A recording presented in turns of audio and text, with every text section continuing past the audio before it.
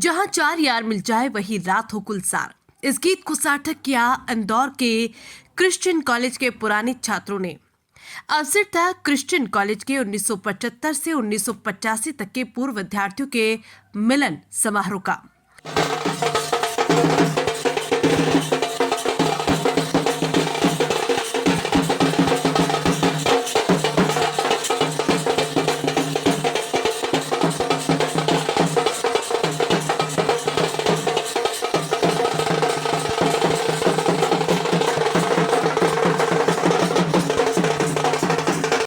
College के Bronson hall में 40 से 50 साल पुराने करीब 200 विद्यार्थी आपस में जब मिले तो उनकी खुशियों का ठिकाना नहीं था। पुरानी यादें ताजा करते हुए कई छात्रों ने अपने साथियों को उस समय के निकनेम से पुकारते नजर आए तथा एक दूसरे के साथ गले मिलकर सालों की दूरियां मिटाई। विगत 1.5 माह से मिलन समारोह की जोरदार तैयारी चल रही थी। इस आयोजन हेतु एक समिति जिसमें पूर्व विद्यार्थीगण चंद्रकांत संगोले, सुशील जमगदनी, एम.एल. बापना, देव Patil, doctor Pankaj वर्माल, advocate Gajraj Singh Solanki, advocate Pradeep फूलकर, शरद गोयल, राजेश रॉय एवं सैयद अली सक्रे रहे। समारोह में कई विद्यार्थियों ने अपने विचार व्यक्त कर पुराने किस्से सुनाए। 82 के छात्र मिले, आज मिलकर बहुत खुशी हुई, वही आनंद वातावरण मिला, वही सब हमारे बचपन की यादें आई ताज़ा, कॉलेज की यादें ताज़ा हुई। आज हम सब आज यहाँ मिले। आज हमारे राजन शर्मा जी ने, हमारे जगदम्ब जी ने, बापना जी ने जो मेहनत करके इस कार्यक्रम को सफल बनाया, आज आनंद आया। ऐसा लगा हम उसी कॉलेज के उसी वातावरण में आज भी है, और वही आज 40 साल पहले का माहौल जो आज यहाँ पे कॉलेज में हमने बिताया है, वही पल आज हमारे को हम सब साथियों के मिलके याद आ गए। मैं प्रदीप बोलकर एडवोकेट नोटरी, और यहाँ पे 3 बार MA किया, LLB किया, और यहाँ से के पहले मैं यहाँ का छात्र था। और अच्छा सब हमारे छात्र नेताओं की यहाँ पे पूरी टीम है, कोई कहाँ आज के टाइम पे, लेकिन आज सब मिले यहाँ पे तो आनंद का।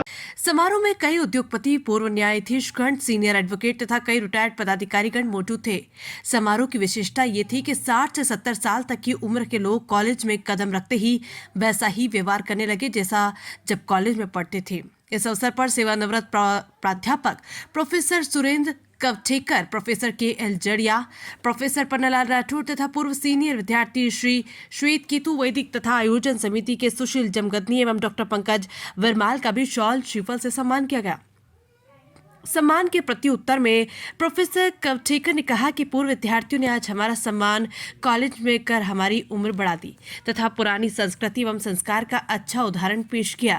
प्रोफेसर पन्नालाल राठौर ने पुरानी क्लासों के पुराने किस्से सुनाए तथा विद्यार्थियों को हीरा पन्ना, मानक पुखराज सहित कई रत्न जैसा बताया। जी, आपने UPSC में 28वां रैंक प्राप्त किया है, कैसा लग रहा है आपको? जी, मुझे बहुत खुशी हो रही है और हाँ, मेरे माँ-बाप बहुत खुश हैं, तो उसकी वजह से मैं बहुत खुश हूँ। बहुत अच्छी बात है। UPSC का एग्ज़ाम देने के लिए आप मोटिवेट कैसे हो? मेरा मोटिवेशन तो मेरे जो बड़े भाई हैं, उन्होंने ज़्यादा किया है। वो भी पहले प्रिपेयर करते थे, तो उन्होंने मुझे मोटिवेट किया। साथ ही साथ मेरी मम्मी हमेशा से ही ऐसा चाहती थी कि मैं कोई सरकारी पद पर जाऊँ, तो इसलिए। अच्छा ठीक है जी, आपका रोल मॉडल कौन है?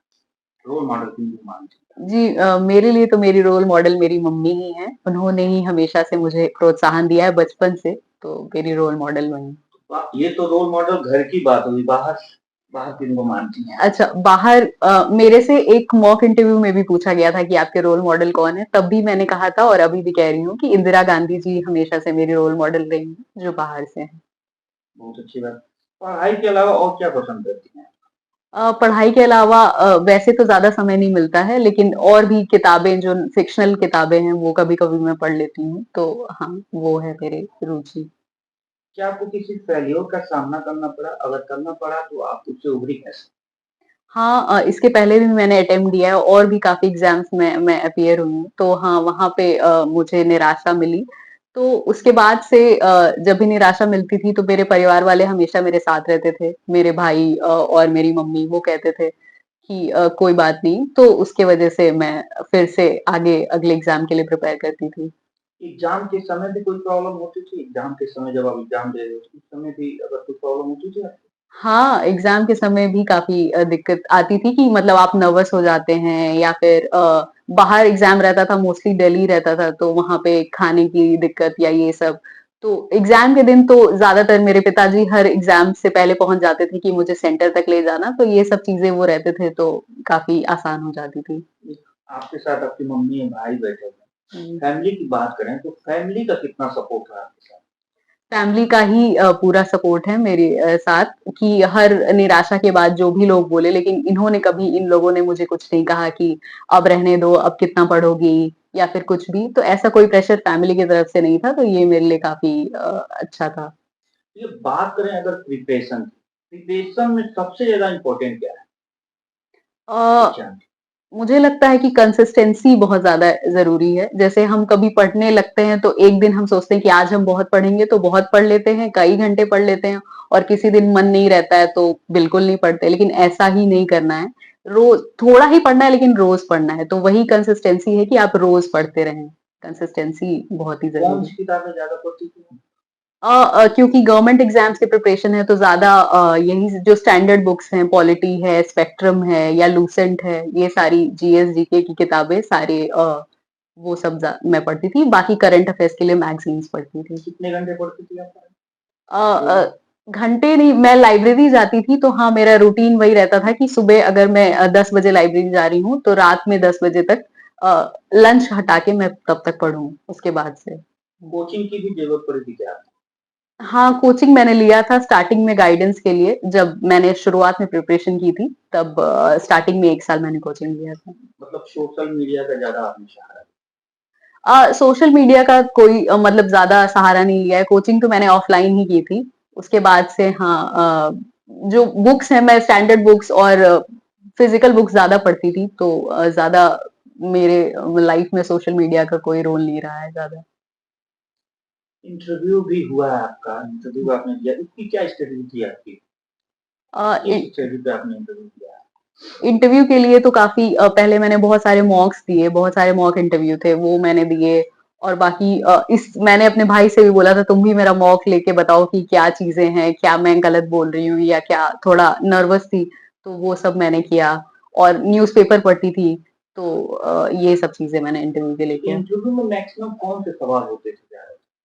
इस तरह के? मेरे इंटरव्यू में मेनली सबसे ज्यादा सवाल कुशीनगर से पूछे गए कि कुशीनगर जिले के बारे में। जो इंटरव्यूअर थे मुझे ऐसा लग रहा था शायद वो भी यूपी से हैं। उन्होंने मेरे से पूछा था कि आप कहाँ से हैं, कुशीनगर से हैं, तो वो बोले अच्छा मैं 2-3 सवाल और आपसे पूछता हूँ कुशीनगर के बारे में। तो हाँ पहले क्या नाम था कुशीनगर का, ये सारी चीजें उन्होंने ज्यादा पूछी मेरे से। अच्छा ठीक है, जब जी जो कैंडिडेट प्रिपरेशन कर रहे हैं, उनको क्या आप सजेस्ट करें? कि कंसिस्टेंटली पढ़ते रहें और हाँ थोड़ा डीमोटिवेशन आता है तो बाकी आसपास अपने दोस्तों से अपने माँ बाप से बात करके फिर आप वापस से पढ़ाई पे कंसिस्टेंसी लाएं। कंसल्टेंसी पे ज़्यादा फोकस। जी। अच्छा, इन्फोर्समेंट ऑफिसर बनने के बाद आपकी प्रायोरिटीज़ क्या होंगी? आगे भी मैं एनफोर्समेंट ऑफिसर बनने के बाद भी मैं आगे यूपीएससी के लिए प्रिपेयर करना चाहती हूँ, तो वो आगे मेरा लक्ष्य रहेगा। माता जी, आप ये बताइए, आपके बच्चे ने यूपीएससी में 8वां रैंक कर लिया, कैसा लग रहा है आपको? अच्छा लग रहा है। अच्छा लग रहा है? कितना हुँ। सहयोग आप करती थी? ये तो पूरा श्रेय आपको ही दे रही हैं, कितना सहयोग कर नहीं पाती तो थी? हमारा यही था जे मन सब लोग अपने बेटे को ज़्यादा महत्व दे के पढ़ाते हैं, ऑफिसर बनाते हैं। मैं अपनी लड़की को ऑफिसर बनाऊँगी। वो सपना आपका साकार हुआ। हम गेस्टेड ऑफिसर बनाना चाहते थे। आपके साथ आपके भाई भी बैठे हैं, उनसे हम जानना चाहेंगे कि क्या आप क्या फ़ील कर रहे हैं? कितनी खुशी है आपको? जी, मैं बहुत खुश हूँ क्योंकि मैंने इसका स्ट्रगल देखा है, पिछले 4-5 साल से तैयारी कर रही थी। तो फाइनली जब रिज़ल्ट मिला है तो काफ़ी खुशी हुई। तो ये तो श्रेय सारा मम्मी को ही दे रही हैं। आप कुछ इनके स्ट्रगल के बारे में बता पाएँगे, किस तरीके का ये स्ट्रगल करती हैं पढ़ाई के लिए? हाँ, ये काफ़ी बहुत ज़्यादा मेहनत करती थी। ये पूरा दिन लाइब्रेरी में बिताती थी। वो भी ये 2-3 4 महीने की बात नहीं है, काफ़ी 3-4 साल से मैं इसको देख रहा हूँ कि पूरा दिन लाइब्रेरी में बैठ के पढ़ती थी। और बहुत सारे एग्ज़ाम्स में अच्छे रिज़ल्ट नहीं आए, फिर भी अपना मनोबल गिराया नहीं और नेक्स्ट एग्ज़ाम के लिए फिर से दोबारा लाइब्रेरी में बैठना काफ़ी मुश्किल होता है। तो काफ़ी देखा मैंने उसका स्ट्रगल। जैसा जी आज आपके बेटी धर्मा सिंह ने यूपीएससी में 8वां रैंक प्राप्त किया है, जो कि बहुत बड़ी बात है अपने क्षेत्र कुशीनगर के लिए। हमारे चैनल के माध्यम से आप आपको लोग देख रहे हैं इस समय। आमतौर पे शहरों में, देहातों में ज्यादातर ये अभी मिथ्या है कि लड़कियों को पढ़ने नहीं देते हैं, घर में कैद कर रखते हैं, शादी ब्याह करने के बाद वो बर्बादी हो जाती है। आपने पढ़ाया लिखाया, आप लोगों को, आपको कुशीनगर की जनता से क्या संदेश देना चाहेंगे हमारे चैनल के माध्यम से? हम तो लोगों से यही कहना चाहेंगे कि बेटे और बेटियों में कोई फर्क नहीं है और बेटियों को भी उतना ही पढ़ाना जितना बच्चों को पढ़ाना चाहते हैं। शायद बेटों से ज़्यादा मेहनत करती हैं बेटियां, और वो भी समाज में अपना स्थान बना के और अपने पैरों पे खड़ा होके और समाज को एक नई दिशा दे सकती हैं। ये मेरा संदेश है कुशीनगर के लोगों को।